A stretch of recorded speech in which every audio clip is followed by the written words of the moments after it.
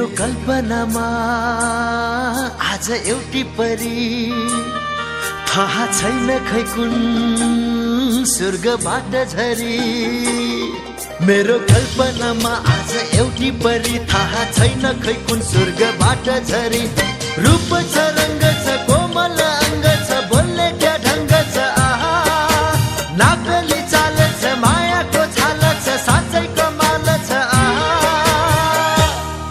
मैले त्यही भएर मन पराको मैले त्यही भएर मन पराको